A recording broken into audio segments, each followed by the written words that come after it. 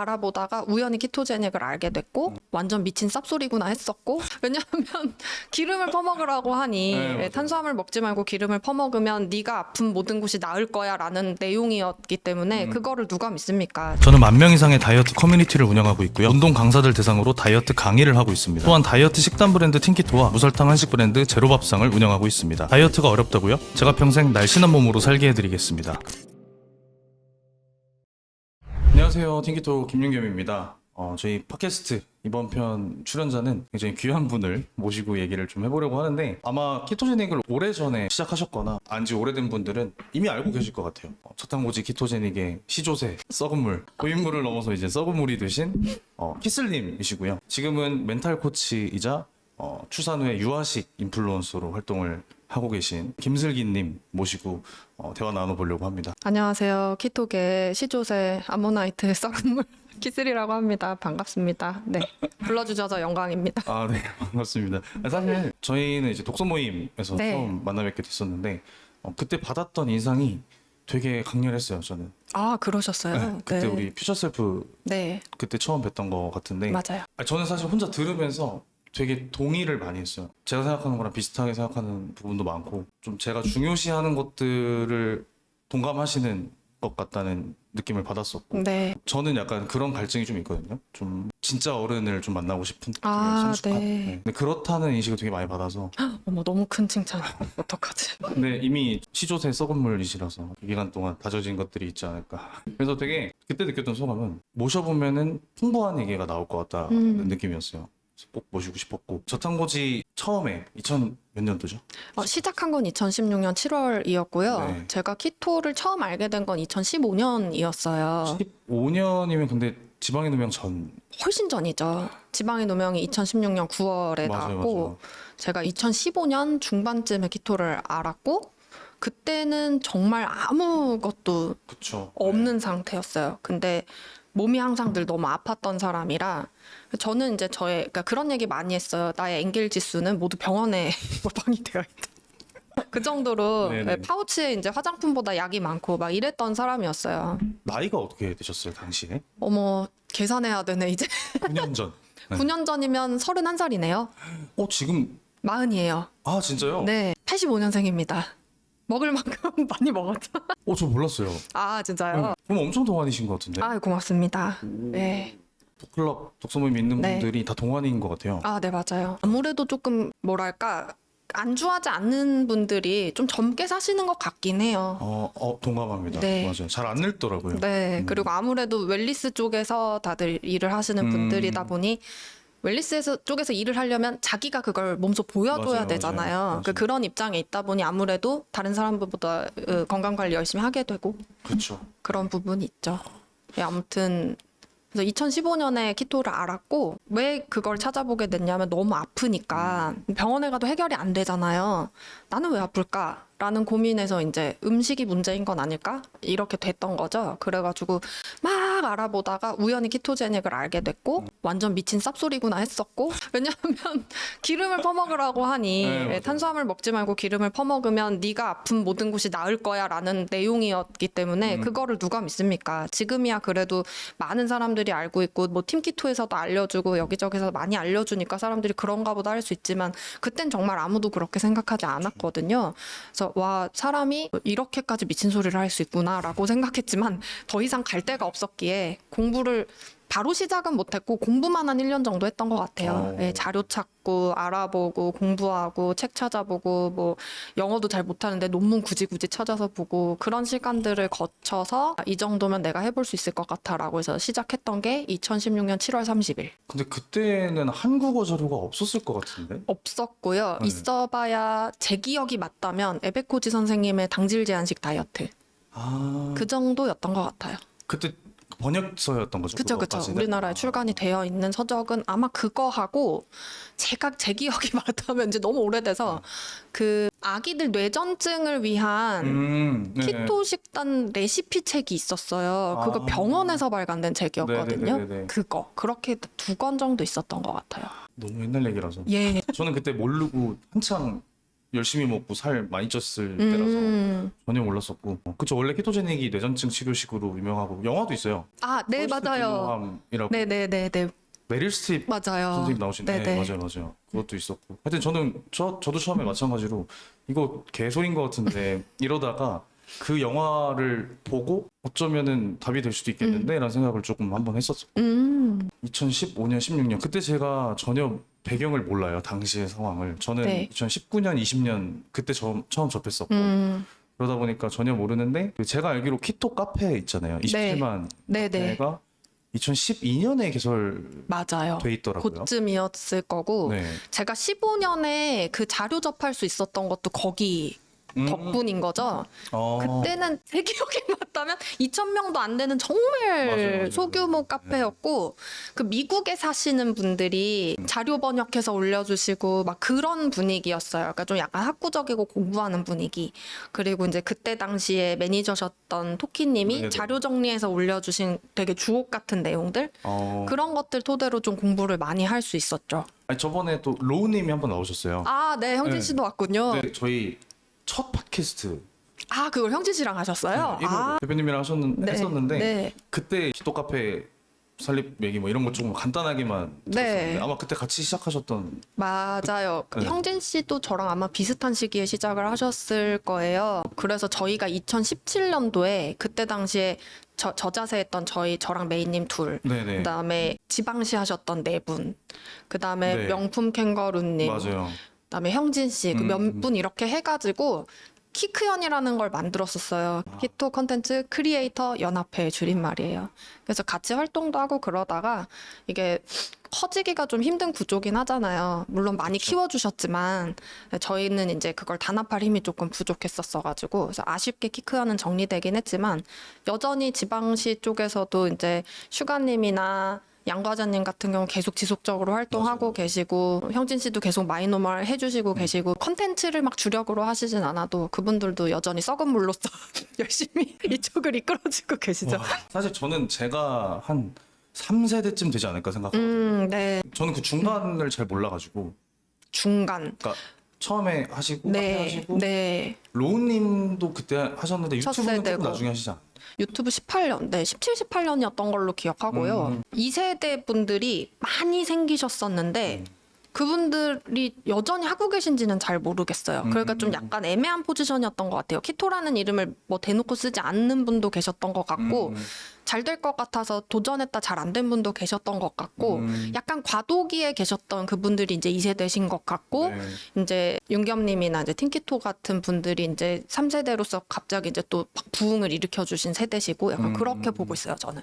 그래서 저는 완전 지금도 저는 유튜브를 하지만 저항에 엄청 많이 부딪혀요. 욕도 많이 먹고 네. 인스타 보면은 이제 하루 걸로 하루에 한 번씩 저격글 올라오고 이제는 하도 많이 봐서 이제 아무렇지 않은데 네. 처음에는 너무 스트레스 많이 받았어요. 네, 그렇죠. 저도 제가 악플에 타격이 있을 거라는 생각을 아예 못했는데 기분이 좀 상하더라고요. 사람이잖아요. 그렇죠. 네. 근데 1세대면은 더더욱이 더 미친 사람 소리를 미친 사람 소리 들었을 정말 텐데. 많이 들었고 저는 뭐 말도 못해요. 뭐 너 같은 년들 때문에 백남기 농민 같은 사람이 죽는 거다. 뭐 이런 말도 안 되는 쪽지 뭐 이런 것도 많이 받아봤어요. 근데 그걸 계속 저항에 부딪히면서 지속하실 수 있었던 게 저는 원동력이 되게 궁금하고 그리고 벌써 7, 8년 되신 거잖아요. 9년 차죠. 네. 사실 계속 지속하지 못했어요. 중간에 한번 네. 현타를 세게 맞아가지고 에이 못 해먹겠다 해가지고 한번 덮고 내가 다시 이 바닥에 돌아오나 봐라 했는데 어쨌든 저는 계속 이 식단을 하고 있었고 이 식단의 유용성은 많은 사람들한테 알려야 되는 게 맞고 왜냐하면 너무 많은 사람들이 안 아파도 되는데 아프고 있잖아요. 네. 저는 사실 요즘 사람들 보면 좀 좀비 같거든요. 활력도 없고 에너지도 중요한 없는 예, 감정도 없고 완전 바싹 메말라버린 그 좀비들로 보일 때가 많이 있어요. 이제 성격 유형이 유형인지라 그런 거를 보고 있을 때 그 잘 못 참아요. 도와주고 싶어 막 이런 게 있어. 도와주고 싶어 개혁하고 싶어 막 이런 게 있는 성격이어가지고 뭐 그런 것도 있었는데 이제 그래도 난 이 바닥엔 다시 안 돌아와 너무 힘들어 지쳤어 어차피 얘기해도 못 알아들을 거나 이제 그만 얘기할래 했었는데 아이를 임신하기 전부터 키토로 몸 관리를 했고 아이를 임신한 기간에도 대체로 키토제닉을 잘 지켜서 너무나 건강하게 임신 생활을 보냈고 아이를 낳고 아이가 감기 한 번 잘 안 걸리는 튼튼한 아이로 잘 자라고 아이도 키토를 먹였거든요. 그렇게 해서 먹이고 해서 아이가 건강하게 크니까 이제 또 아픈 아기들이 너무 많이 제 눈에 보이기 시작한 거죠. 그게 이제 또 안타깝기 시작한 거죠. 마트나 쇼핑몰을 가면 모든 아이들의 손에 탄수화물이 들려있고 그 탄수화물도 건강한 탄수화물이 아닌 가공식품이 들려있고 네. 스마트폰을 보면서 뭔가 뽀로로 음료수를 마신다거나 약간 이런 모습들 그리고 이제 뭐 마트 같은데 푸드코트에 가면 전부 다 그냥 가공식물성 기름에다가 탄수화물을 지지고 볶고 튀기고 찌고 막 이런 거잖아요. 다 모든 아이들이 그걸 먹고 있고 아무도 경각심을 느끼지 못한 채 맛있게 먹고 있고 그런 모습을 봤을 때 물론 제가 그걸 보고 슬펐다라고 얘기를 하면 사람들이 전 그런 소리도 들어봤어요. 왜 네가 남의 얘기를 보고 슬퍼해? 네 년 참 소름 끼치는 년이다. 이런 얘기도 들어봤어요. 너무 비인간적이. 그런 얘기도 들어봤어요. 왜 네가 남의 집 애가 뭘 먹고 자라든 그걸 보면서 왜 네가 슬퍼하냐. 뭐 오지랖이 넓다를 넘어서서 니년 같은 애들 소름 끼친다 이런 얘기도 들어봤는데 사실 그만큼 아이들이 먹는 가공식품과 당분이 아이들의 세계에 너무 아무렇지도 않게 침투해 있다라는 얘기고 부모들도 경각심을 못 느낀다는 이야기고 그러니까 이제 그런 것들을 봤을 때 저는 그냥 정말 딱 하나였어요. 애들이 안 아팠으면 좋겠다. 안 아파도 되는 아이들이 안 아팠으면 좋겠다. 그래서 이걸 좀 알려야겠다라는 생각을 하고 있었고 이제 지인분 중에 한 분이 그런 이야기를 인스타에서 한번 풀어보라고 제안을 해주셔서 작년 2월부터 얘기를 하기 시작했죠. 어느샌가 우주맘으로 바뀌어 있더라고요. 그러니까요. 저는 키슬님으로 알고 있는데 헤이그린스 대표님이 네. 저희랑도 몇 번 콜라보를 했었는데 네. 그때 우주맘님이라고 하셔가지고 네. 누구지 하고 찾아봤더니 저였어요. 약간 정체성 캐릭터가 약간 네. 바뀌었구나 약간 네. 그런 생각을 좀 했었어요. 네. 근데 얘기를 이렇게 들어보면 저는 좀 인류애가 있다고 느껴지거든요. 아, 고맙습니다. 개혁가 이따 네. 또 뒤에서 얘기하겠지만 근데 저는 스스로 인류애가 조금 있다고 생각해요. 엄청나게 막 이렇게 많은 개혁가 같은 사람은 아니지만 그래도 좀 있다고 생각하는데 근데 인생의 90% 이상을 인류애 제로로 살았었거든요. 근데 이게 좀 변화가 있던 계기가 제 정신이 좀 건강해지고 결핍이 많이 줄어들면서 그때 인류애가 생겼어요. 그 당시에 만났던 사람들한테 그런 것들 배우기도 했었고 그래서 저는 인류애가 있는 사람을 좋아해요. 인류애까지 생길 정도면 그간 고뇌했던 것들도 많을 거고 또 그만큼 성숙했을 거라고 생각하는데 어떤 과정을 겪으셨길래 그렇게 됐는지 아니면은 원래 인류애가 좀 있는 사람인지도 궁금합니다. 전혀 아니고요. 저는 그러니까 사실상 인간 쓰레기 같은 사람이었고 정말 인성이 개차반이었던 사람 중에 하나예요. 네. 23살 9월에 자살 시도를 해서 중환자실을 들어갔다 나왔어요. 그러니까 우울증이 아주 심했는데 그러니까 제가 22살 말쯤부터 거식증이랑 우울증이 이제 오기 시작했어요. 근데 지금 생각하면 당연한 거죠. 음식을 안 먹으면 영양분이 들어오질 않으니 제대로 된 기능을 할 수가 없잖아요. 네. 뇌부터 맞아요. 발가락까지 모든 게 맞습니다. 그렇죠? 뇌가 신경 전달 물질도 만들 수가 없고 그럼 무슨 아무 역할을 할 수가 없으니까 인지 기능이 그러네. 좋을 수가 없고 판단을 제대로 할 수가 없고 이렇게 판단할 일이 아닌데 자꾸 안 좋게 부정적으로 판단을 하게 되고 그런 것들이 이제 쌓이고 쌓여 거식은 더 큰 거식을 불러오고 그때부터 이제 알코올 중독도 시작이 됐고 20살부터 마셔서 24살에 알코올 중독 진단을 받았으니까 알코올 중독도 제가 봤을 때는 22, 3 그쯤부터 이제 확실히 진행되기 시작했던 것 같고 술이 없으면 잠을 못 자고 그랬으니까요. 근데 이제 몸이 아픈 데가 많으니까 약도 많이 먹고 간도 이렇게 엉망진창이 됐을 거고 뭐 장은 말할 것도 없고 그런 상황이니 사실 우울증이 말기로 안 가는 게 이상한 그쵸. 상황이었던 것 같아요. 그리고 뭐 진단받진 않았지만 돌이켜보면 경계선 인격장애도 있었던 것 같고 그렇게 해서 죽다 살았죠. 그랬는데 뭐 죽다 살았다고 제 거식증이 없어지거나 우울증이 없어진 건 아니라서 그냥 정말 뭐 여느 젊은이들처럼 정말 꾸역꾸역 살았어요. 그리고 뭐 형편이 좋지도 않았기 때문에 학업이랑 일을 병행한다거나 이런 고되고 힘든 삶을 계속 반복을 해야 했고 그러니까 이제 아픈 거는 좋아지기는커녕 점점 더 나빠지기만 했고 그렇게 이제 살다 보니 정신도 늘 피폐한데 몸도 늘 안 좋으니까 나는 왜 이렇지? 나는 뭔가가 언제 좋아지지? 병원을 다녀도 좋아지는 게 아무것도 없고 병명만 계속 하나씩 추가되는 거예요. 뭐 다낭성 난소증, 뭐 과민성 대장증후군, 뭐가 계속 하나씩 붙어. 만성 피로, 뭐 어쩌고 저쩌고. 스트레스 관리를 잘하래요 나보고. 그게 되면 내가 병원에 왔겠어? 그쵸. 약간 그런 생각을 계속 많이 했죠. 그러다가 알코올 중독은 24살에 이제 진단을 받고 그런 식으로 쭉 살고 27, 8쯤 돼서 술이 내 인생에 영향을 확실히 미치고 있구나. 끊어야겠다라고 생각했을 땐 이미 너무 중증 알코올 중독이 되어 있어서 그걸 끊는 것도 불가능할 지경이 됐고 그런 와중에 이제 한 줄기 빛처럼 알게 된 게 키토제닉이었죠. 그래서 식사를 올바르게 하기 시작하니 드디어 영양이라는 게 들어오기 시작하면서 여전히 술은 많이 먹고 있었지만 어쨌든 인지 기능이 좋아지는 거를 제가 느꼈어요. 이제 처음으로 잠도 조금씩 잘 자게 되고 네. 그러면서 이제 인지 기능이 좋아지기 시작하니까 세상을 보는 시각이나 판단력이 조금씩 개선이 되기 시작했던 것 같고 그리고 사실 술을 끊고 싶어서 했던 수많은 노력 중에 미친 사람처럼 책 읽기가 있었어요. 그래서 27, 8부터는 정말 책을 되게 많이 읽었고 이 문제를 해결하고 싶어서 뭐 분야도 가리지 않고 다 읽고 하다 보니까 그런 것들이 다 이렇게 버무려지고 더해져서 이거를 극복할 수 있을 만한 힘이 생겼던 것 같아요. 네. 제가 뭐 엄청 많은 사람을 만나본 건 아니지만 또 되게 어른스럽다고 느끼는 분들의 공통점이 힘든 시기를 오래 겪었고 거기서 자기 힘으로 빠져나왔고요. 남이 물론 도움도 받았겠지만 그리고 그 시기에 책을 엄청 많이 읽었어요.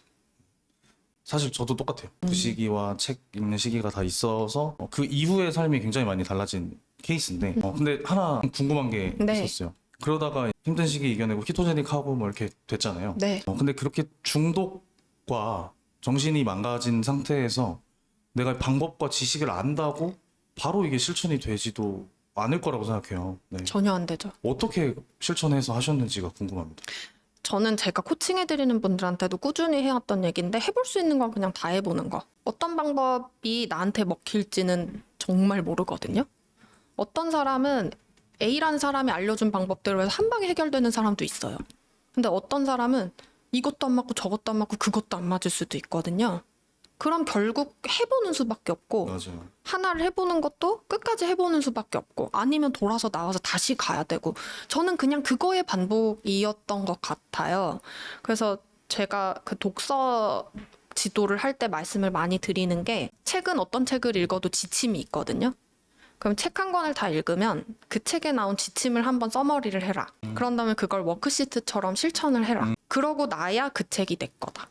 저는 그 과정을 되게 성실히 했던 것 같아요. 이 책에서 나한테 뭔가를 해보라고 했어. 그럼 일단 그게 이제 먹힐지는 안 먹힐지 모르겠지만 일단 해보는 거죠. 콧방귀 끼면서도 그냥 한번 해보는 거예요. 그 정도 책은 나도 쓸 수 있겠네 뭐 이런 오만한 생각을 하면서도 일단 해보라 그러면 해봤어요.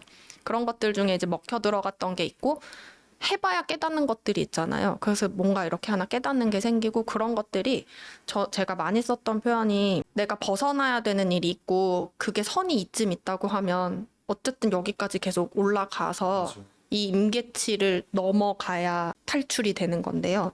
그럼 여기 퇴적물이 되게 많이 쌓여야 되거든요.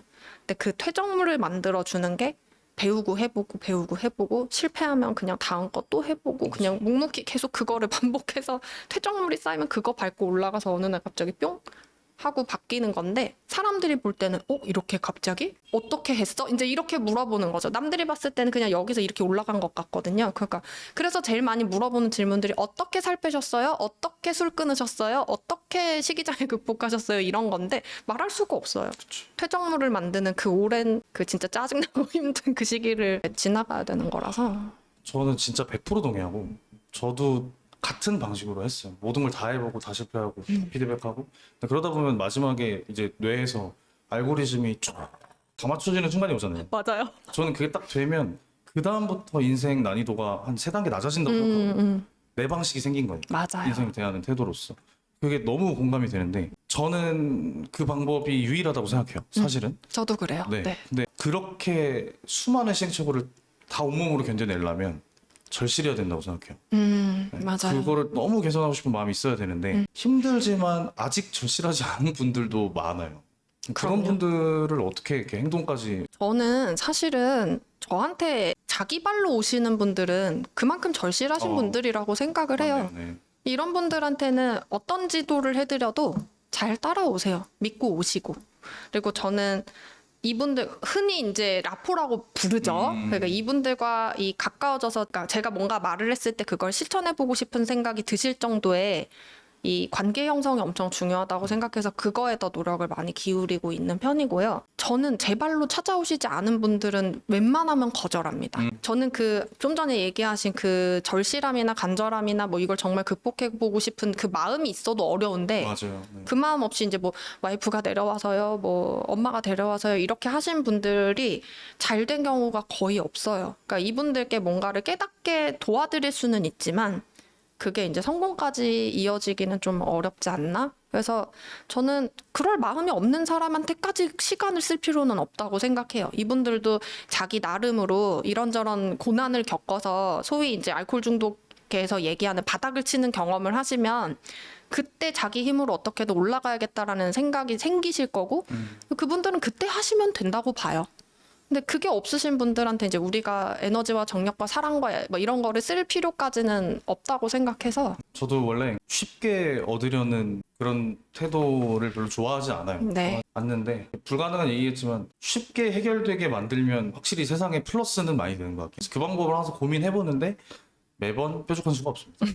근데 이제 그런 고민을 하시는 분들 덕분에 세상이 진보를 하죠. 이제 저 같은 경우는 세상을 진보시키는 역량은 없는 것 같아요. 그런 역량은 없지만 굉장히 마이너스 인생을 살고 계시는 분들이 정말 간절하게 저를 도와주세요 했을 땐 확실하게 도와줄 수 있는 역량은 있는 것 같아요. 구원자 역할은 네. 좀 거창하긴 하지만 네. 구원이라고 생각해요. 정말 저는 몸이 아픈 것보다 정신이 아픈 게 훨씬 고통스럽다고 생각하거든요. 맞아요. 네. 그거를 누군가의 도움으로 꺼내준다는 건 엄청 큰일이고 저는 사실 도움을 못 받았다고 생각해요. 책에서 엄청 많은 도움을 얻었는데 누군가 진짜 멘토 같은 사람이 하나 있었으면 조금 더 빨리 벗어날 수 있지 않았을까라는 생각을 가끔 합니다. 같은 생각입니다.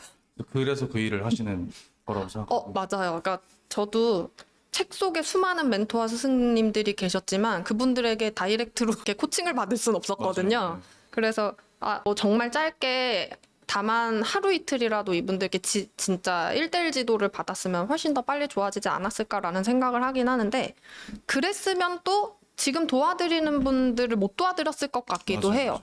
그러니까 이 말도 안 되는 시행착오의 그 개수가 있기 때문에 누가 뭘 물어보셔도 대답해 드릴 수 있거든요. 그래서 그게 찐이죠 사실. 네, 그래서 저는 그렇게 시행착오를 많이 겪은 게 약간 신이 저한테 준비시켜 주신 기간이 아니었을까? 뭐 그런 생각을 하는 거죠.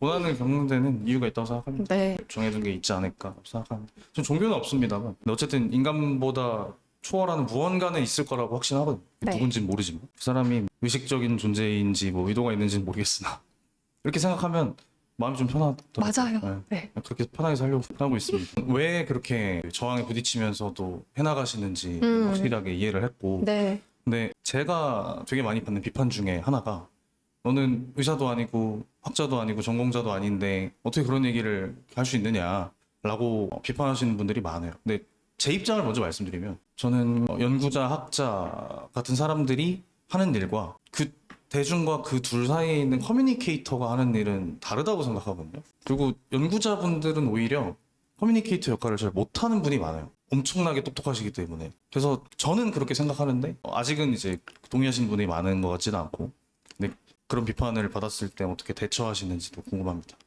두 가지가 있는데요.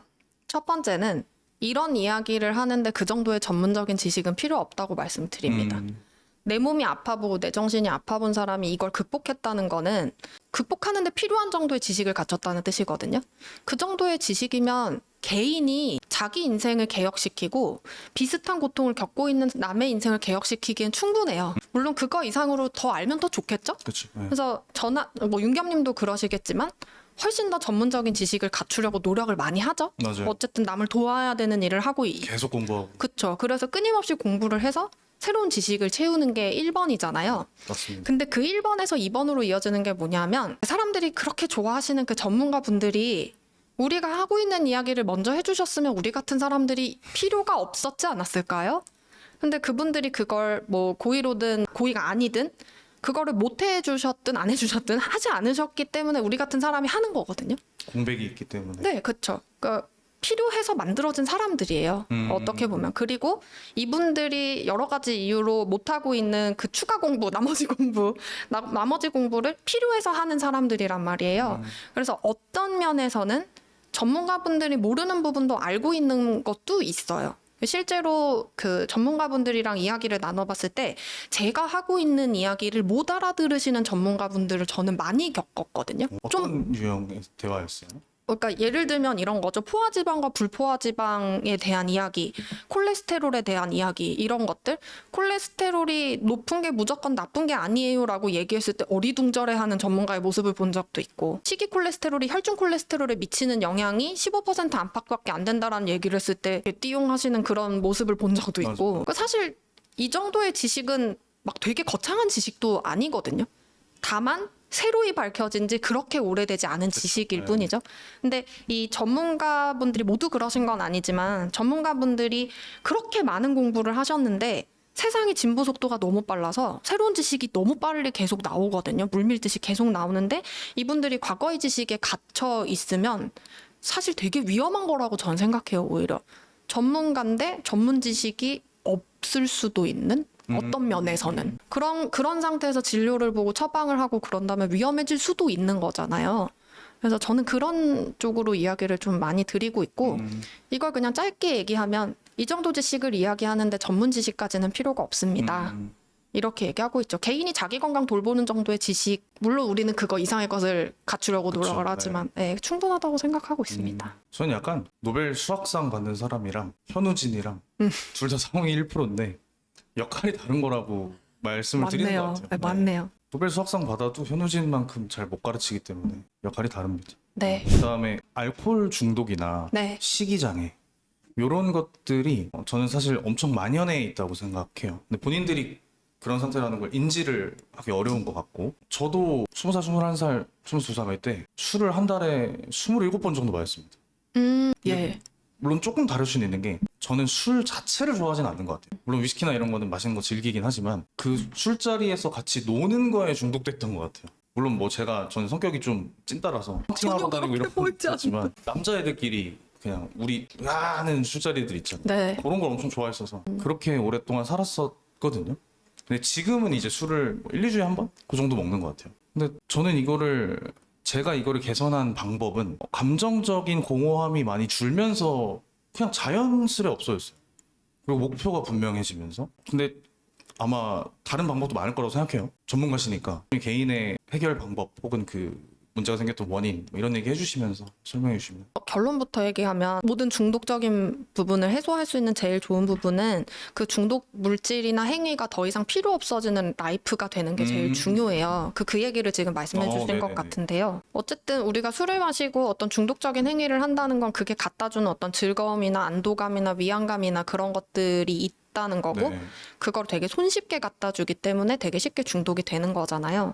근데 내가 얘네들이 필요 없을 정도로 내 스스로 그걸 혼자 알아서 할 수 있을 만큼 성숙해지면 이게 필요가 없어지는 거예요. 그러니까 중독은 나이를 가리지 않는 게 젊은이들도 미성숙한 사람들이 있지만 성숙한 사람들이 있고 맞아요. 나이를 아무리 많이 먹어도 나이 70, 80에도 부모 원망하면서 사시는 그런 아직 성숙도를 완성하지 못하신 그런 분들도 계시거든요. 그러니까 사실은 중독이라는 게 저 같은 경우도 마찬가지였던 게 제가 이 중독을 못 벗어났던 제 정신 상태를 보면 제가 아까도 말씀드렸지만 제 인간 쓰레기였다고 했잖아요. 그때 제 정신 상태를 보면 내가 이렇게 사는 건 흙수저기 때문이고 우리 집이 가난했기 때문이고 부모님 관계가 안 좋았기 때문이고 아버지가 알코올 중독이기 때문이고 어쩌고 저쩌고 내가 이런 일을 겪었기 때문에 저런 일을 겪었기 때문에 이런 것들이 되게 많았어요. 근데 그게 일종의 비빌언덕이거든요. 왜냐하면 무엇 때문에 내가 이걸 벗어날 수 없어. 무엇 때문에 내가 이렇게 사는 거야 라고 하면 더 이상 아무 노력을 할 필요가 없어져요. 외부적인 문제가 해결되지 않으면 영원히 이렇게 살아도 된다라는 굉장한 비빌언덕이죠. 마음이 얼마나 편안한지 몰라요. 근데 내가 그 함정에 빠져 있다라는 걸 인식할 수 있는 사람은 몇 안 되는 거죠. 근데 제가 이렇게 막 공부를 하면서 그걸 알아낸 거죠. 되게 많이 얻어맞았어요. 책을 읽고 있는데 그 책을 쓴 선생님이 그 책으로 내 머리를 때리는 기분이었어요. 아파요. 근데. 네, 아파요. 이년아 정신 차려 하면서 머리를 계속 때리는 느낌이었고 그런 것들을 인정하는데 정말 세포 단위로 쪼개지는 것 같은 아픔을 겪었어요. 모든 게 내 책임이었어. 내가 가난을 선택하지 않았고 우리 부모님을 내가 선택한 게 아니라고 해도 그것까지 내가 책임져야 되는 거였어. 라는 걸 깨달았을 때 너무 아팠죠. 그러면 이제 내 인생이 이렇게 된 거는 다 내 탓인데 이걸 어디서부터 손을 대야 되는 거지? 라고 생각을 했고, 알코올 중독을 이제 벗어나고 싶어서 애를 쓰기 시작했을 때는 아까 말씀드린 것처럼 이미 너무 중증이 되어 있었고, 근데 뭐 어떡해요? 이거 해결할 수 있는 사람 나밖에 없고, 맞습니다. 내가 해야 되는 거고 누가 해줄 수 있는 게 아니었기 때문에 그냥 정말, 그러니까 진짜 많이 울었죠. 너무 힘들어서 많이 울고 너무 힘들면서도 그냥 계속 이걸 했고, 인생의 의미를 찾으려고 노력을 진짜 많이 했던 것 같아요. 철학적인 질문 있잖아요. 중2 때 중2병 걸려서 많이 하는 철학적인 질문들, 나는 왜 태어났고 이 세상은 왜 만들어진 거고 뭐 그런 류의. 근데 저는 그게 중2병이 아니라 모든 인간이 죽을 때까지 고민해야 되는 가장 기초적인 철학적인 질문이라고 생각을 하는데, 그게 잘 안 되는 이유는 우리 사회가 그런 질문을 스스로한테 건네고 답을 내릴 시간과 어떤 여유를 주지 않아요. 중2들이 중2병 걸려갖고 나는 누구고 왜 살지라는 얘기를 하면 부모들이 등짝을 날리면서 공부나 해 이 새끼야 하죠. 그러니까 그런 사회적인 분위기가 만연해 있다 보니까 각자가 자기 스스로 어떤 철학적인 고민을 하고 답을 내리고 자기 인생을 자기한테 맞게 개척해 나가고 하는 방법을 몰라요. 부모도 안 가르쳐주고 학교도 안 가르쳐주고 사회도 안 가르쳐주거든요. 그러다 보니까 저도 그걸 되게 늦은 나이에 시작한 거예요. 되게 늦은 나이에. 알코올 중독이라는 중병에 걸리고서야 나는 왜 살지? 내 인생의 목적은 뭐지? 신이 있다면 나를 왜 만드셨을까? 내가 앞으로 뭘 하고 살아야 먹고 살 수 있지? 이런 고민들의 답을 찾고 싶어서 책을 또 막 보고, 그런 과정들을 하면서 하나하나 새로운 것들에 도전해보고 해보고 하다 보니까 이제 그 무의식을 깨부술 수 있는 제일 좋은 방법은 내가 가지고 있는 그 자동적 사고와 반대로 행동해서 좋은 결과를 얻는 거거든요. 뭐 예를 들어서 뭐 나 같은 흑수저는 뭐 돈을 벌지 못할 거야 라는 무의식적 신념이 있다면, 나 같은 흑수저가 못할 거라고 생각해봤던 그런 일들에 도전해서 조금이라도 뭔가가 성취되는 거를 봤을 때 오, 이거 봐라? 맞아요. 하면서 무의식이 조금씩 바뀌기 시작하는 거라, 이 무의식을 바꾸려면 뭔가 행동을 많이 하는 수밖에 없고, 저는 진짜 행동을 안 하는 유형이었는데 그냥 이것저것 많이 해서 무의식을 많이 깨부수려고 노력을 했던 것 같아요. 그러면서 경험이 많이 쌓이니까 인생의 의미도 찾게 되고 뭘 해야 될지도 조금씩은 알겠고, 그런 것들이 생기면서 자연스럽게 지금은 그래서 이제 술이 필요 없는 사람이 된 거죠. 많이들 물어보시거든요. 그렇게 심한 알코올 중독이셨는데 술 안 먹고 싶어요? 라고 물어보시면 먹고는 싶은데요. 필요는 없어요. 라고 이야기를 드려요. 꼭 그게 있어야만 즐겁게 놀 수 있는 게 아니고, 저는 술 한 방울 안 마시고도 만취한 여성처럼 즐겁게 놀 수 있거든요. 그리고 그런 저의 어떤 미치광이 같은 모습도 너무 좋고 그렇죠. 약간 술 마시면 어떻게 될지 궁금하긴 합니다. 술 마시면 재밌는 사람이긴 해요. 저랑 술 먹는 걸 좋아하시는 지인분들이 많이 있었어요. 그러니까 술자리에 많이 불려나갔죠. 술자리에 김슬기가 없으면 안 된다. 약간 이런 느낌이 있어가지고. 네. 그러면은 술이 필요 없는 사람이 되는 게 먼저라고 하셨잖아요. 네. 제가 선택했던 방법은, 저는 술이 필요한 이유가 감정적 공허함이었고 많은 결핍에서 비롯됐었거든요. 그래서 저는 그 결핍을 실질적으로 해결했어요. 외모가 너무 마음에 안 들어. 다이어트하고 운동하면서 몸 좋아지게 하고, 그리고 다른 사람들이 더 똑똑한 것 같아요. 나는 그렇지 못해.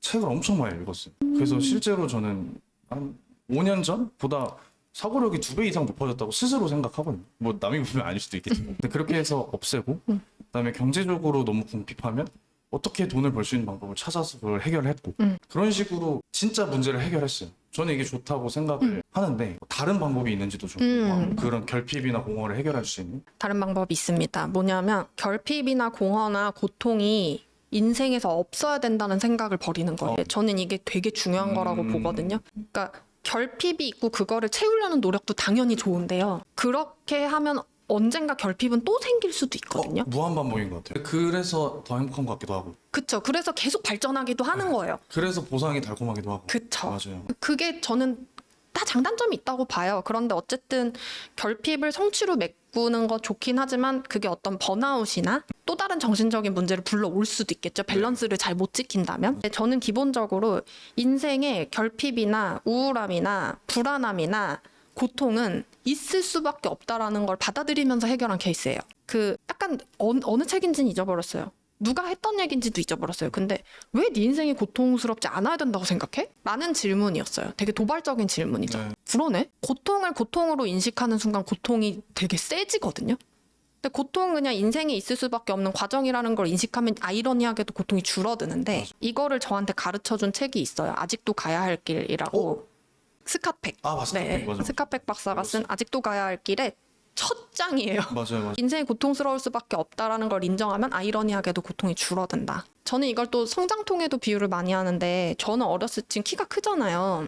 72거든요. 네. 이 80년대생 여성치고 큰 편인데 어렸을 때 다리가 너무 아팠어요. 정말 아팠거든요.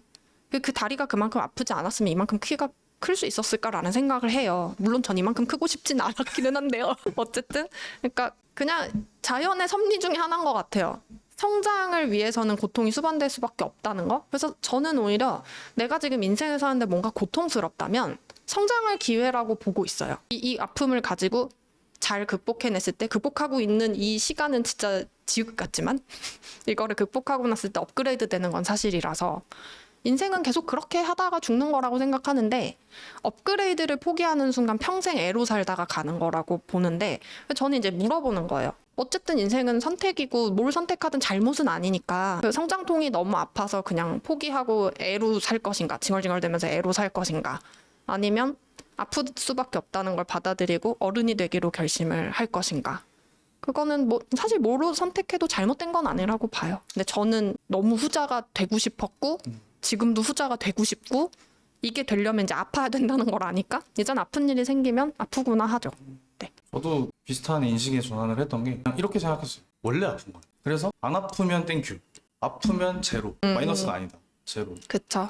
마이너스가 아니니까 제로라고 해서 나쁜 건 아니거든요. 그럼요. 그냥 원래 항상 제로인 거라고 생각하고 공수래 공수가 이런 말도 너무 좋아하고 맞아요. 근데 계속 사실 저도 이런 고민을 많이 해요. 어떻게 하면 할 수 있는가. 결국에 그걸 받아들이고 더 많은 노력을 하려면 절실해야 되고 절실하면 남이 가져다 줄 수 없고 결국에는 본인이 더 힘들어야 절실해지는 거고 그러다 보면은 이렇게 고통을 마주해서 성숙해질 수 있는 기회를 얻는 사람 자체가 되게 적다고 느끼는데 맞아요. 그걸 어떻게 해결해 줄 수 있으면 우리 인류가 조금 더 발전하지 않을까 생각을 그냥 몽상처럼 하죠. 몽상처럼 안 될 거라고 생각합니다. 구조적으로 안 돼요. 구조적으로 어렵죠. 네. 왜냐하면 인간은 아시겠지만 인간은 쉽고 편한 걸 선호하게 맞아요. 진화했잖아요. 원래는 원시인일 때는 쉽고 편한 무언가가 있을 때 생존 확률이 높았으니까 맞아요. 지금은 아니잖아요. 네. 지금은 반대로 쉽고 편하게 사는 걸 선택하면 퇴보하고 병 걸리고 아파 죽고 이러잖아요. 당뇨 금방 오고 심혈관계 질환 금방 오고 암 금방 걸리고 이런 시대가 돼버려서 그러니까 결국에는 내 원시 조상들이 나한테 물려준 DNA에 반하게 살아야 되는 건데 그걸 할 수 있는 사람은 많지 않은 것 같긴 해요. 너무 어려운 거. 일론 머스크가 뉴럴링크로 이렇게 머리에 칩 딱 심어가지고 모르겠어요. 그거 말고는 누군가 뇌를 조작하지 않으면 안 될 것이다라고. 뇌 조작은 그런 건 어려울 거예요. 왜냐하면 인간이 이렇게 멍청하게 살아야 먹고 사는 기업들이 있기 때문에 인간을 멍청하게 만드는 건 열심히 만들겠지만 인간이 자기 삶을 어떤 중독 물질이나 행위나 이런 거 없이 주체적으로 살아갈 수 있게 만드는 건 그 누구도 원하지 않을 거예요. 경제가 무너질 겁니다. 아무튼 지금 어디까지 얘기했는지 모르겠는데 네. 대화가 너무 풍성하게 잘 나와서 그 알코올 중독 얘기를 하면서 네. 마인드풀리스 얘기를 하고 싶었어요. 네. 네, 그 부분에 또 전문가시니까 네. 마인드풀리스를 모르는 분도 많을 것 같아요. 네. 한번 간단하게 설명해 주시면서 이 마인드풀리스라는 개념을 원래 개념이랑 조금 다르게 스스로 해석하고 있는 것 같아요. 저는 이게 몰입이라는 말에 더 가까웠다고 보고 있어요. 어떤 상황에서든 몰입할 수 있으면 그게 마음 챙기는 거다. 그러니까 마인드풀리스 우리말로 번역하면 마음 챙김이거든요. 그러니까 내 내면에서 일어나고 있는 일들을 관찰하고 보살피고 돌보고 이런 건데 그걸 할 수 있는 제일 좋은 방법은 몰입이거든요. 자신에게 몰입하는 걸 말씀. 나와 내가 몰입하고 있는 대상 딱 그 아, 둘에 불알차. 집중하는 네, 그런 상태인 건데요. 그러니까 사실은 우리가 마음 챙김, 뭐 명상 해가지고 메디테이션 딱 각 잡고 앉아갖고 허리를 펴고 뭐 호흡을 하고 그런 것도 훌륭한 마음 챙김이라고 생각해요. 그런데 꼭 그렇게 해야만 마음 챙김은 아니거든요. 꼭 가부좌를 틀고 앉아 명상을 해야만 마음이 챙겨지는 건 아니에요. 아니죠. 오히려 명상 그 자체가 약간 좀 위험한 발언일 수 있는데요. 명상과 마음 챙김도 일종의 어떤 강박적인 행위로서 이거를 해야만 내 인생이 좋아질 것 같아서 자기계발 중독처럼 마음 챙김도 중독이 될 수가 있어요. 불안해서 오는 강박이 되는. 네, 맞아요. 그래서 자기계발도 중독이 되는 거잖아요. 이걸 하지 않으면 내 인생이 어떻게 될 것 같아서. 그렇게 하느니 차라리 전 노시라고 얘기하거든요. 노는 건 굉장한 몰입력을 필요로 그쵸. 해요. 그렇다고 제가 말하는 놀이가 뭐 하루 종일 핸드폰 붙잡고 게임하고 이런 걸 얘기하는 건 아니고요. 제가 말하는 놀이는 조금 더 크래프트한 거, 뭘 만든다든지 그린다든지. 몸과 머리를 한 번에 동시에 많이 쓸 수 있는. 네, 맞아요. 운동도 그런 거. 네, 맞아요. 운동도 그렇고.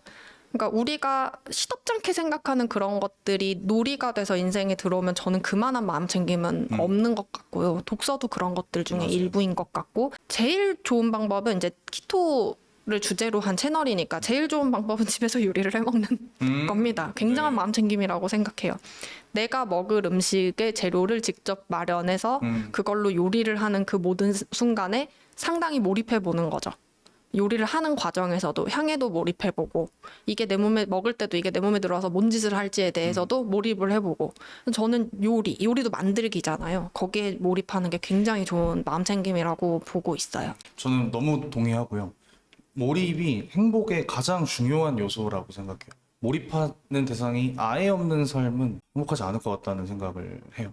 저도 항상 그 얘기를 하거든요. 스트레스 해소나 아니면 식욕 이런 거 관리할 때 몰입할 대상을 찾으라고 얘기해요. 그게 저는 제일 좋은 게 남자니까 구기 종목이라고 아, 생각해요. 몸이 그렇군요. 불규칙적으로 계속 튀고 내 몸은 미친 듯이 움직여야 되고 이걸 계산하면서 머리를 계속 써야 되고 엄청 좋다고 생각해요. 테니스, 스쿼시 이런 것들. 그래서 저도 팅기토 하면서 잠시 그 몰입의 대상을 완전히 잃었던 때가 있거든요. 그래서 되게 공허한 몇 달을 보냈었어요. 한 3에서 6개월 정도? 너무 힘들었어요.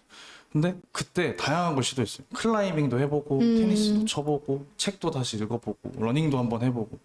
근데 저는 몰입을 하려면 내가 그 대상을 좋아해야 되고 흥미를 느껴야 된다고 생각하거든요. 근데 이 흥미는 노력으로 생기는 게 아니더라고요. 뭔가 진짜 그 이상형 만나는 것처럼 어느 순간 딱 만나면 이제 거기에 몰입할 수 있는 것 같은데 그게 안 됐어요. 그래서 저는 이제 운이 좋게 강아지를 만나면서 한 번 해결이 됐고 그리고 지금 전기 자전거를 타거든요.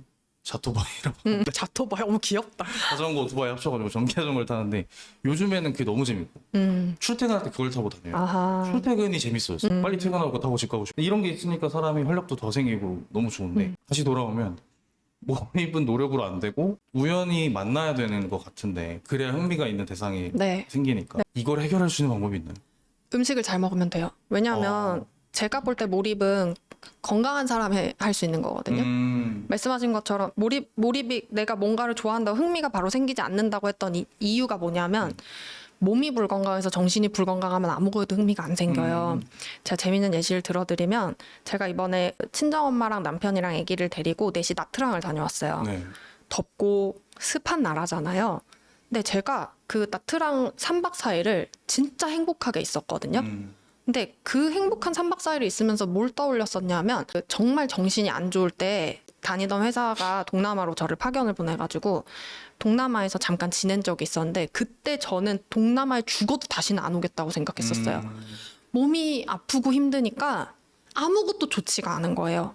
더운 날씨도 힘들고 습한 날씨 더 힘들고 갑자기 비 쏟아지는 거 너무 힘들고 어디 들어가면 에어컨은 너무 춥고 뭐 이런 모든 것들이 하나도 행복하지가 않은 거예요. 그러니까 누구는 동남아에 파견이 됐대. 그럼 어머 막 너무 신나서 막 일을 하고 나머지 시간에 뭐 할까를 막 생각하고 이랬을 텐데 저는 일하고 그냥 누워 있었어요. 몸이 안 좋으니까 아무 의욕이 안 생기는 거예요. 근데 너무나 건강해진 지금 몸으로 동남아를 갔다 모든 게 다 너무 좋아. 너무 좋은 거예요. 날이 흐린 것도 흐려지면 흐린 대로 너무 매력 있어. 해가 뜨거워. 해는 뜨거워야 제맛이지. 약간 이런 느낌 있잖아요. 그게 어디서 왔는지를 신랑하고 되게 깊게 얘기를 해봤는데 결론은 건강해져서 그렇구나. 그래서 제 제안은 팀키토의 제로밥상을 이용하여 식사를 건강하게 하시고 네. 몸을 먼저 건강하게 만드시고 그로 인해서 정신이 건강해지면 그때부터는 의욕이 많이 생길 거고 그때 내가 뭐랑 잘 맞을지를 모르니까 이것저것을 많이 해보시면서 몰입할 대상을 찾으셔라. 시간은 많이 걸릴 것이다. 하지만 투자할 가치가 매우 있다. 한 1년, 2년 투자해서 나머지 내 인생 대부분 30대 초반이라고 하셨죠? 그러면 100세 시대라고 쳤을 때 앞으로 70년 더 살아야 돼요. 맞아요. 나머지 70년을 1, 2년 투자해서 나머지 70년에 행복할 것 같으면 이거 투자 왜 못합니까? 남는 장사죠. 너무너무 남는 장사. 저도 돌아보니까 그때 당시에 잠도 제대로 못 자고 저는 좀 스스로 멘탈이 좀 센 편이라고 생각하거든요. 안 좋은 일이 생겨도 타격이 별로 있더라도 자고 일어나면 까먹어요. 그래서 그렇다고 생각하는데 이게 무의식단에서는 계속 누적이 되잖아요. 네, 맞아요. 누적들이 계속 들어오고 있는 거를 몰랐었고 그때. 근데 그때 일도 너무 바쁘고 막 쏟아지니까 잠도 못 자고 불건강했어요. 네, 확실히 돌아봐도. 근데 지금은 이제 비교적 그런 게 다 개선되면서 그래서 저토바이가 재밌나? 그런 것도 있는 거예요. 건강해지고 나면 뭐가 더 흥미로워져요. 건강하지 않으면 자극물만 행복해요. 그래서 술 찾는 거예요. 담배 찾고. 자극물 정도의 도파민을 다량으로 왁 분비시킬 수 있을 정도의 강렬함이 아니면 웬만하면 미동도 안 하는 거예요, 사람이. 느낌이 안 오는. 네, 느낌이 안 와요. 근데 지금은 사소한 것도 즐겁죠. 몸이 건강하고 에너지가 있으니까. 너무 좋은 말씀이 보시는 분들이 실제로 한번 트라이 해보셨으면 좋겠어요. 알려주신 방법들. 거절을 못해서 다이어트를 실패하는 사람 특. 나 오늘부터 꼭 다이어트 해야지. 요 앞에 빵집 생겼어. 그 빵집 맛있더라. 내가 사왔어 먹어봐. 내가 이걸 거절하면 서운해하시겠지. 아 감사합니다. 오늘 다이어트 또 망했네. 사실 이거는 애니어그램 2번 유형에 대한 설명이거든요.